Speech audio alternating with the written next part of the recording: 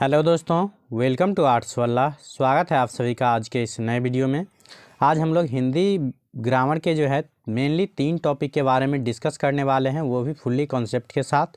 जिसमें से पहला है अव्यय, दूसरा है वाक्य मतलब सेंटेंस जिसे बोलते हैं, उसके बाद तीसरा है वाच्य, वाच्य जिसे इंग्लिश ग्रामर में आप लोग पढ़ते होंगे वॉइस।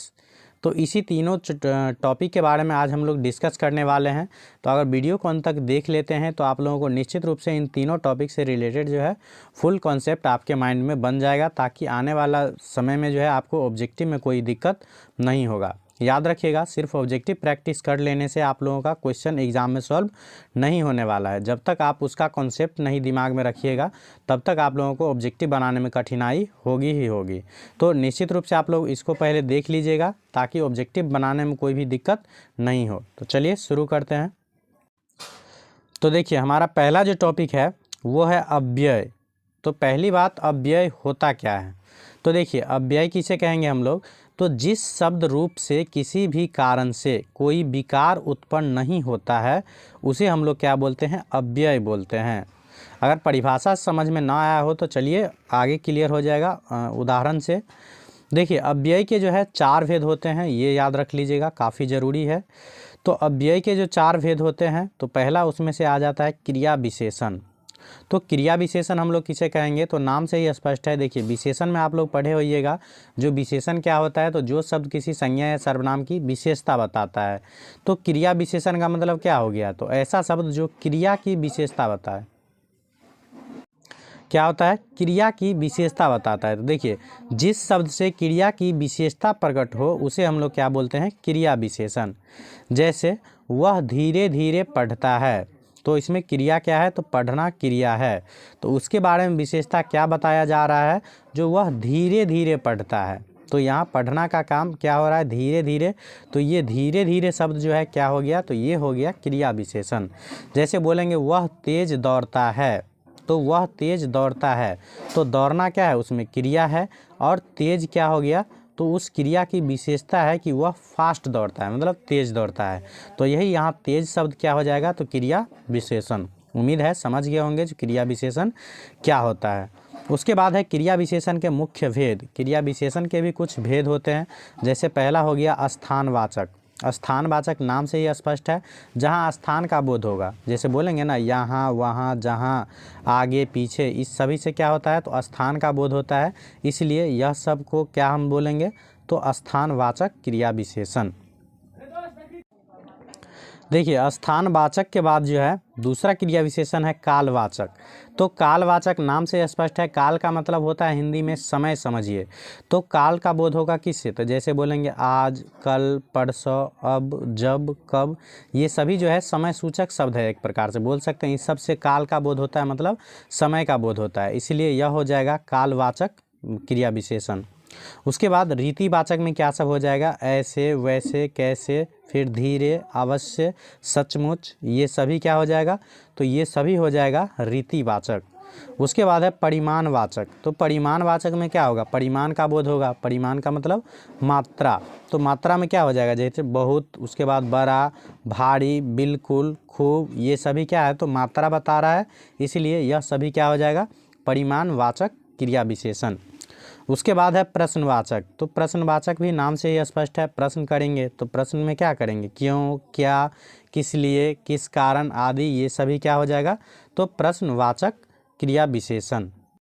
उसके बाद दूसरा जो है अव्यय का प्रकार था, ये है संबंध बोधक। तो संबंध बोधक में क्या होगा? तो संबंध बताएगा, सिंपल सी बात है। तो देखिए, वाक्य के दूसरे शब्दों के साथ संज्ञा या सर्वनाम का संबंध बतलाने वाले अव्यय शब्दों को क्या बोलेंगे? संबंध बोधक। तो नाम से ही स्पष्ट है, संबंध बोधक में क्या होगा? तो संबंध बताएगा। जैसे देखिए, उसके बिना मेरा काम नहीं चलता। तो संबंध क्या बता रहे हैं? तो बिना, मतलब बिना उसके मेरा काम ही नहीं बनता है। तो ये बिना हो जाएगा क्या? तो संबंध बोधक। उसी प्रकार हरि की अपेक्षा रमेश एक अच्छा लड़का है। तो ये दोनों में जो संबंध बता रहा है कौन सा? अपेक्षा बता रहा है। जो हरि की अपेक्षा जो है रमेश अच्छा लड़का है। तो यहाँ अपेक्षा क्या हो जाएगा? तो ये हो जाएगा संबंध बोधक। तो उम्मीद है आप लोग संबंध बोधक भी समझ गए होंगे। संबंध बोधक के बाद जो होता है ये होता है मेनली। उसके बाद आप देख लीजिए डायरेक्ट विस्मयादि बोधक, क्योंकि विस्मयादि बोधक से काफ़ी ज़्यादा रहता है एग्ज़ाम में क्वेश्चन, और ये काफ़ी इम्पोर्टेंट भी है। तो विस्मयादि बोधक में क्या होता है, तो जिस अव्यय शब्दों से हर्ष, हर्ष मतलब क्या होता है, खुशी, आश्चर्य, शोक आदि का भाव प्रकट हो, उसे बोलते हैं विस्मयादि बोधक। जैसे बोलेंगे हाय, आहा, अजी, छी, ओहो, अरे, ये सभी क्या है, तो ये सभी है विस्मयादि बोधक शब्द। तो चलिए इसका भी मतलब कॉन्सेप्ट जो है आप लोगों को ऑब्जेक्टिव प्रैक्टिस के माध्यम से हो जाएगा। लास्ट में मैं इसका ऑब्जेक्टिव भी करवाने वाला हूं, तो आप लोग वीडियो को अंत तक ज़रूर देखिए।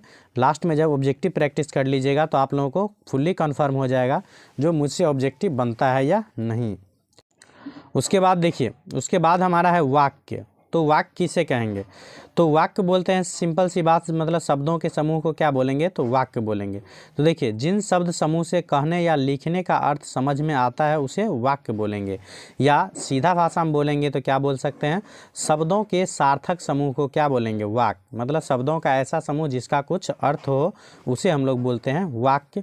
वाक्य को भी विभिन्न भागों में बांटा गया है, जैसे हो गया उपवाक्य, फिर वाक्य, मिश्र वाक्य, सरल वाक्य और संयुक्त वाक्य। तो इसमें से तीन तो काफ़ी इंपॉर्टेंट है, मिश्र वाक्य, सरल वाक्य और संयुक्त वाक्य, क्योंकि ये वाक्य के प्रकार है, इसमें से पूछा जरूर जाता है। आप लोगों को एक सेंटेंस दे देगा, पूछेगा यह किस प्रकार का वाक्य है, सरल वाक्य है या मिश्र वाक्य है या संयुक्त वाक्य है, तो उसे ज़रूर आप लोग देखिएगा।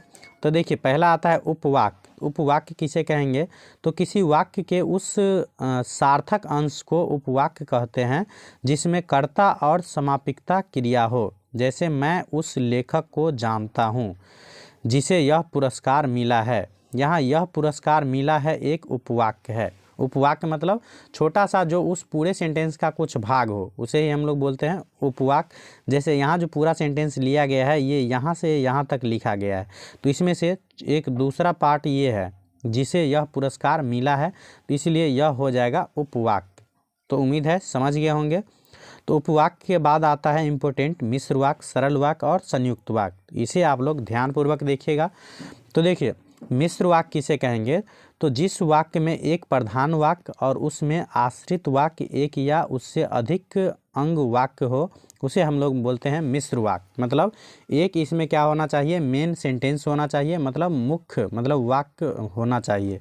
उसके बाद दूसरा जो हो इस पर डिपेंड होना चाहिए।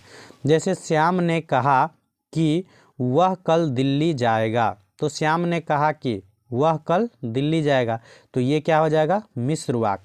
और मिश्र वाक्य ऐसे भी समझ में ना आए तो समझ जाइएगा, जब भी कि, किंतु, परंतु, अगर, मगर लगा रहे तो समझ जाइएगा क्या हो जाएगा, मिश्र वाक्य हो जाएगा। सिंपल सी बात है। उसके बाद सरल वाक्य में क्या है, तो सिंपल वाक्य जिसमें एक क्या है, जिसमें एक उद्देश्य और एक विधेय हो। एक उद्देश्य मतलब एक कर्ता और एक क्रिया हो, उसे हम लोग बोलते हैं सरल वाक्य। जैसे राम आम खाता है, तो राम एक कर्ता है और क्रिया भी क्या है, एक खाना। जैसे वह घर जाती है, तो ये सभी क्या हो जाएगा, तो सरल वाक्य। उसके बाद संयुक्त वाक्य किसे कहेंगे, तो जिसमें दो या दो से अधिक सरल वाक्य या मिश्र वाक्य का क्या हो, संयुक्त हो। मतलब जिस वाक्यों में दो या दो से अधिक सरल या मिश्र वाक्य हो उसे हम लोग बोलते हैं संयुक्त वाक्य। मतलब संयुक्त वाक्य में क्या होगा, तो जिसमें दो या दो से अधिक सरल वाक्य हो या मिश्र वाक्य हो तब हम उसे बोलते हैं संयुक्त वाक्य। जैसे राम अच्छा है और श्याम नटखट है, तो सिंपल सी बात याद रखना है, जहाँ भी और से जुड़ा नज़र आ जाए समझ जाइएगा क्या है, तो संयुक्त वाक्य है। तो सरल वाक्य कैसे पहचानना है, तो सिंपल जिसमें एक क्रिया और एक कर्ता हो उसे हम लोग बोलते हैं सरल वाक्य। जिसमें अगर मगर किंतु परंतु से समझिए जुड़ा रहे दो सेंटेंस तो उसे समझ लीजिएगा मिश्र वाक्य। उसके बाद और से जब ये जुड़ा रहे तो उसे बोलते हैं संयुक्त वाक्य। और इसमें दो सेंटेंस जो है पूरा पूरा रहेगा, एक दूसरे पर कभी डिपेंड नहीं रहेगा, ये याद रखिएगा। तो इसको बोलते हैं हम लोग संयुक्त वाक्य। तो उम्मीद है समझ गए होंगे आप लोग। उसके बाद चलते हैं हम लोग वाच्य की ओर। वाच्य जिसे इंग्लिश ग्रामर में आप लोग पढ़ते होंगे वॉइस, तो ये भी काफ़ी इंपॉर्टेंट टॉपिक है हिंदी ग्रामर का। तो वाच्य किसे कहते हैं, तो देखिए क्रिया का रूप कर्ता कर्म या भाव के अनुसार बदलता है, इस परिवर्तन को वाच्य कहते हैं। मतलब ऐसा वाक्य परिवर्तन जिससे पता चले कि इसमें कर्ता का या क्रिया का या कर्म का प्रधानता हो उसे हम लोग बोलते हैं वाच्य। वाच्य के भी 3 भेद होते हैं, याद रखिएगा। कर्तरीवाच्य, दूसरा होता है कर्मवाच्य और तीसरा होता है भाववाच्य। तो कर्तरीवाच्य में क्या होगा, तो जिसमें कर्ता की प्रधानता रहती है उसे हम लोग बोलते हैं कर्तरीवाच्य। कर्ता जानते होंगे, जो कोई काम करता है उसे बोलते हैं हम लोग कर्ता। जैसे रोटी खाता है, रोटी नहीं मतलब राम रोटी खाता है, तो देखिए इसमें क्या है, तो राम क्या है, कर्ता है। उसके बाद खाना हो गया क्या चीज़, क्रिया, और रोटी हो गया कर्म। तो ये मैं दोबारा से समझा देता हूँ। तो राम क्या हो गया, कर्ता, खाना हो गया क्रिया, और रोटी क्या हो जाएगा, तो कर्म हो जाएगा। तो इसमें कर्ता स्टार्टिंग में आता है, तो इसे हम लोग बोलते हैं कर्तरीवाच्य, जिसमें कर्ता की प्रधानता हो। उसके बाद जैसे देखिए सीता गाती है, तो यहाँ भी गाने का काम कौन करती है, सीता। तो सीता यहाँ करता है, इसलिए यह हो जाएगा कर्तरीवाच्य। जैसे बोलेंगे राम खेलता है, तो यहाँ राम भी क्या हो जाएगा, मतलब यह सेंटेंस भी क्या हो जाएगा, तो कर्तरीवाच्य। तो उम्मीद है समझ गए होंगे। उसके बाद दूसरा हमारा है कर्मवाच्य। कर्तरीवाच्य के बाद दूसरा हमारा क्या है, कर्मवाच्य। तो कर्मवाच्य में क्या होगा, तो जिसमें कर्म की प्रधानता रहती है, कर्म की प्रधानता रहती है। जैसे राम द्वारा आम खाया जाता है, तो इसमें किसकी प्रधानता है, तो ये होता है आम खाया जाता है, किसके द्वारा, तो राम के द्वारा। तो यहाँ आम की प्रधानता है, इसलिए यह क्या हो जाएगा, कर्मवाच्य। जैसे बोलेंगे पत्र लिखा जा रहा है, तो ये भी क्या हो जाएगा, तो ये हो जाएगा कर्मवाच्य का उदाहरण। उसके बाद होता है भाववाच्य। तो भाववाच्य किसे कहेंगे, तो जिसमें न कर्ता की प्रधानता हो न कर्म की प्रधानता हो, इसमें सिर्फ भाव की प्रधानता होती है, उसे हम लोग बोलते हैं भाववाचक, मतलब भाववाच्य। जैसे देखिए बोलेंगे मोहन से चला भी नहीं जाता, तो इसमें किसका प्रधानता है, तो न मोहन की प्रधानता है न मतलब चलना का, इसमें सिर्फ भाव का बोध हो रहा है, उससे चला नहीं जाता। जैसे बोलेगा मुझसे पढ़ा नहीं जाता, तो ये भी क्या हो जाएगा, तो भाववाच्य हो जाएगा। बोलेगा माँ से बैठा नहीं जाता, तो ये भी क्या हो जाएंगे, भाववाच्य। उसके बाद कर्तरी में क्रिया सकर्मक और अकर्मक दोनों होती है, और क्रिया सकर्मक और वाच्य में अकर्मक होती है। तो ये याद रख लीजिएगा, सिंपल सी बात है, मेन वो याद रखना है, कर्तरीवाच्य, कर्मवाच्य और भाववाच्य, ये काफ़ी इम्पोर्टेंट है। उसके बाद चलते हैं हम लोग, तो यहाँ देख सकते हैं आप लोग कर्तरीवाच्य और कर्मवाच्य में अंतर जो है, देखिए बोल रहा है मोहन ने आम खाया, तो ये क्या हो जाएंगे, कर्तरीवाच्य। इसी को अगर कर्मवाच्य बनाना है तो क्या आप बोलेंगे, मोहन से आम खाया गया, मोहन से आम खाया गया, या मोहन के द्वारा आम खाया गया, तो ये हो जाएंगे कर्मवाच्य। जैसे कृष्ण ने कंस को मारा, तो ये हो जाएंगे कर्तरीवाच्य। इसको कर्मवाच्य बनाएंगे तो कृष्ण मतलब कंस कृष्ण से मारा गया, या कंस जो है कृष्ण के द्वारा मारा गया, तो ये हो जाएंगे कर्मवाच्य। तो उम्मीद है आप लोगों को क्लियर हो गया होगा कर्तरीवाच्य और कर्मवाच्य में। भाववाच्य तो सिंपल है, जिसमें भाव की प्रधानता हो, मुझसे बैठा नहीं जाता, उससे पढ़ा नहीं जाता, राम से दौड़ा नहीं जाता, ये सभी क्या हो जाएंगे, तो ये सभी हो जाएगा भाववाच्य। उसके बाद चलते हैं हम लोग ऑब्जेक्टिव प्रैक्टिस की ओर। अगर आप लोग ध्यानपूर्वक देखे होंगे तो निश्चित रूप से आप लोगों को ऑब्जेक्टिव में कोई दिक्कत नहीं होना चाहिए। पहला है देखिए, अव्यय के कितने भेद होते हैं, तो मैंने जस्ट बताया है जो अव्यय के 4 भेद होते हैं, तो ऑप्शन नंबर सी इसका करेक्ट आंसर हो जाएगा।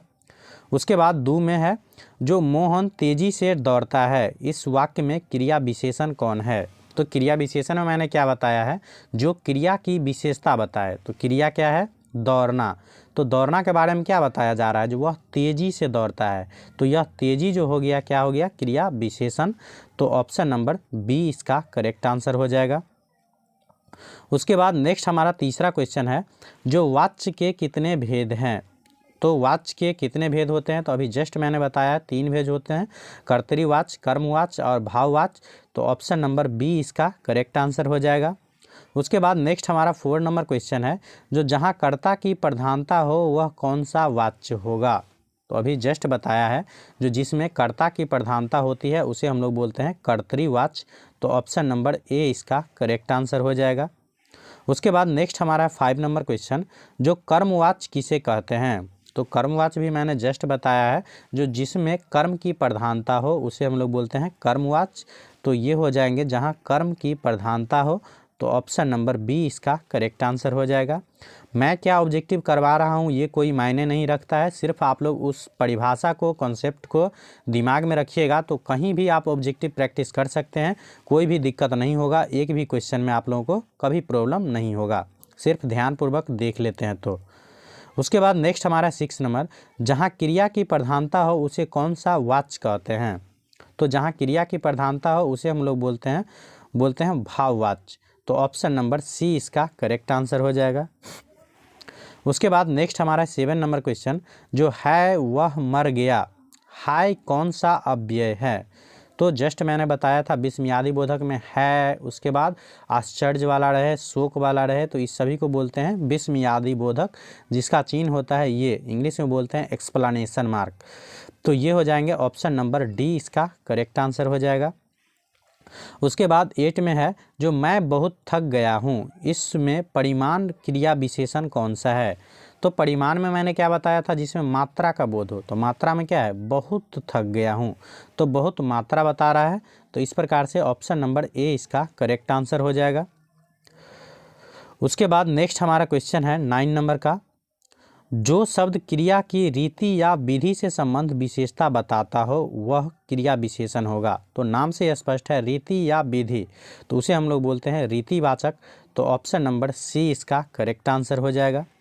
उसके बाद नेक्स्ट हमारा 10 का और आज का लास्ट, जो शब्द क्रिया के काल से संबंध विशेषता का बोध कराता है वह क्रिया विशेषण है। तो क्रिया के काल से संबंध का विशेषता बताता है, तो काल मतलब क्या होगा, तो सिंपल हो जाएगा, सेंटेंस से ही स्पष्ट है, कालवाचक। तो ऑप्शन नंबर ए इसका करेक्ट आंसर हो जाएगा। तो आप लोगों को इस वीडियो के माध्यम से मैंने आप लोगों को काल के भी बारे में बता दिया है, उसके बाद वाच्य के बारे में, वाक्य हो गया, उसके बाद अव्यय हो गया। तो इन तीनों चारों टॉपिक के बारे में फुली कॉन्सेप्ट बताने का प्रयास किया हूं। तो अगर वीडियो पसंद आए तो अपने दोस्तों के साथ इसे शेयर ज़रूर किया कीजिए और लाइक ज़रूर कर दीजिएगा हमारी मोटिवेशन के लिए, ताकि हम इसी प्रकार के वीडियो को लाते रहें आप लोगों के लिए। Thank you for watching.